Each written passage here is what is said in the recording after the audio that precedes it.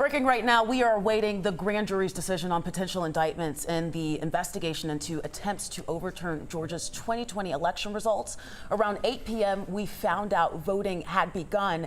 And moments ago, our Nick Wooten tweeting out that the convoy is en route. Judge McBurney is in the courtroom. Seemingly, there has been a lot of inaction all evening long, but a flurry of activity over the course of the last 15 minutes has begun to change much of what we are reporting and much of what we are thinking right now. Zach Merchant joins us now. Let's talk a little bit about the belief that this envelope may be on its way to Judge Robert McBurney in downtown Atlanta, where it has indeed been rendered about what the grand jury has elected to do here. That's what we're hearing right out of the court right now. And Faith, I think you have an important update for us here. Well, we are checking. The New York Times is doing a report right now that the indictment, a sealed indictment, has been handed up. That's what we're hearing from the New York Times right now. And this is the first step to it being unsealed, that we could potentially find out charges and the indictment. So that's the latest information that we have right now as the reporters are in the courtroom awaiting to see what happens next. So we have heard from George Chidi, who was ready to give the information that he knew, but he was not asked. He was not called in. Why is that?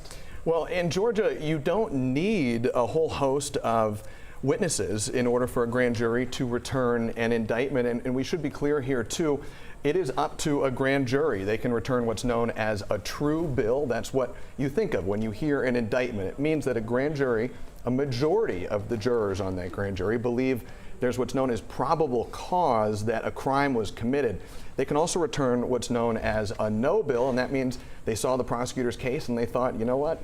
No, this doesn't pass the smell test. No crime, in our view, was committed here. And I think this is a good segue, a good moment, especially as we're waiting for what may come out of Judge Robert McBurney's courtroom in the coming moments here, to talk about what an indictment is and what it's not. To be sure, any indictment is a serious thing. It is a serious step in the criminal justice process, and certainly if you're named as a defendant, it is extremely serious. That said, a grand jury indictment does not mean that somebody has been found guilty. The burden of proof required to indict much lower than the burden of proof required to convict at trial. And it should also be noted that in a grand jury, this is in a lot of ways a prosecutor's ideal situation. Unlike in court, unlike at a trial, in the grand jury room, there is only the prosecution. There's no defense attorney present. So prosecutors get to present in a lot of ways what is their idealized version of the case, their best version of the evidence that they have.